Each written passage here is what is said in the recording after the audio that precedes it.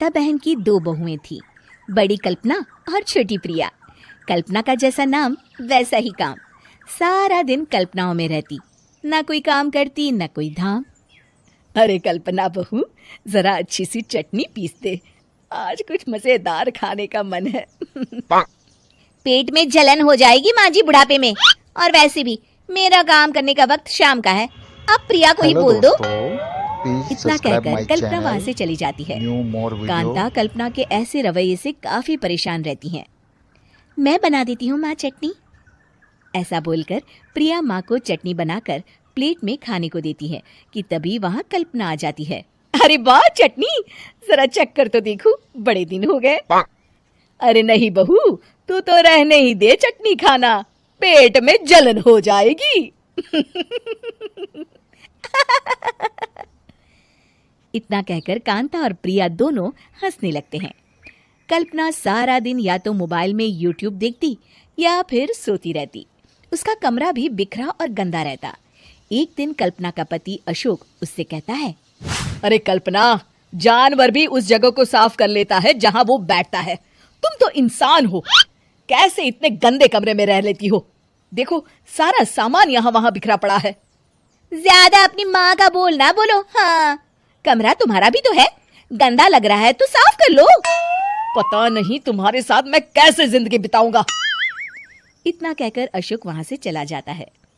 कल्पना बस खाना खाने कमरे से बाहर आती और फिर से कमरे में चली जाती। इससे कांता बहन काफी परेशान रहती। एक दिन प्रिया कांता से कहती है, माँ, मैं सारा दिन काम करके थक जाती हूँ। आप कल्पना दीदी से कहिए ना कि सुबह और शाम का काम बांट ले। मैं तो अब सिर्फ एक वक्त का ही काम करूंगी। हाँ। अरे तू वो भी ना करना, एक बहू तो कामचोर थी ही, दूसरी भी आ गई काम ना करने के बहाने लेकर। तभी वहाँ प्रिया का पति रमेश आ जाता है। माँ, मैं देख रहा हूँ भाभी कोई काम नहीं करती, प्रिया सारा दिन घर और रसोई का काम करती है, अब कुछ करो ना माँ। कांता मन में कुछ सोचती है और कल्पना के पास जाती है। कल्पना फोन पर मेकअप करना देख रही होती है। कल्पना, तुम सारा दिन बस मोबाइल देखती हो, घर का कोई काम भी कर लिया करो। प्रिया सारा दिन काम करके थक जाती है। आज से मैंने फैसला किया है, एक वक्त का काम तुम करोगी, सुबह का खाना तुम बनाओगी और रात का प्रिया। आप लोगों ने काम को हव्वा बना रखा है। अरे पता नहीं थोड़ा सा ज्यादा काम करने में आप लोग घबरा क्यों जाते हैं। और हाँ, बहुत ज्यादा प्रिया की तारीफ मत करिए मेरे सामने, बड़ी बहू तो मैं ही रहूंगी। मैं कुछ नहीं जानती, कल सुबह मुझे वक्त से खाना चाहिए, रसोई में आ जाना, वरना कल से तुझे खाना नहीं मिलेगा। अगली सुबह कल्पना रसोई में नहीं आती है। वो देर से सोकर उठती है और बाहर आकर कहती है, अरे भूख लगी है, आज खाने में क्या है? इतनी देर हो गई, आज किसी ने मुझे उठाया भी नहीं, पता नहीं कहाँ है सब। कल्पना को घर में कोई नहीं दिखता। वो रसोई की तरफ जाती है जहाँ बड़ा सा ताला लगा होता है। अरे रसोई में ताला! ओ, मैं तो भूल ही गई थी। माँ ने आज से सुबह का खाना मुझे बनाने को कहा था। हे भगवान, इतने लोगों का खाना बनाना क्या आसान है? तभी घर के सारे सदस्य बाहर से वापस आते हैं। वाह माँ जी, मजा आ गया छोले भटूरे खाकर। मेरे मुंह में तो अभी भी स्वाद आ रहा है। अरे कल्पना, तेरे भरोसे रहते तो हम तो भूखे ही रह जाते। कल्पना को बहुत गुस्सा आ जाता है। अब बहुत हो गया, आज से मैं अपनी रसोई अलग कर रही हूँ, मैं अपना खाना खुद बना लिया करूंगी।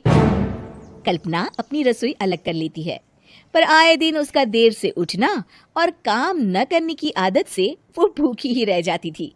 उसी के सामने घर के लोग अच्छे अच्छे पकवान खाते और कामचोर कल्पना को जैसे तैसे ही खाना बनाकर खाना पड़ता। पर एक दिन तो हद ही हो गई।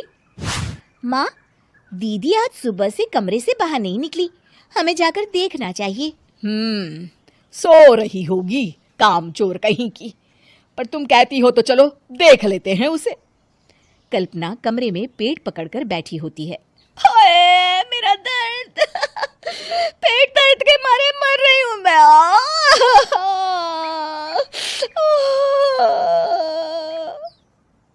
अरे दीदी क्या हुआ, पेट में दर्द क्यों हो रहा है? डॉक्टर को दिखाया आपने? माँ, कल्पना खड़ी होती है और माँ जी के पास आती है। मुझे माफ कर दीजिए। अब से मैं सारे काम में मदद करूंगी, कभी आलस और काम चोरी नहीं करूंगी। हाँ हाँ, वो तो ठीक है, लेकिन अचानक क्या हो गया जो तू काम करने को तैयार हो गई? काम चोर कल्पना।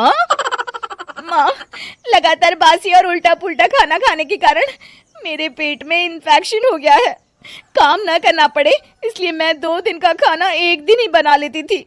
बासी और खराब खाना खाने के कारण लेने के देने पड़ गए।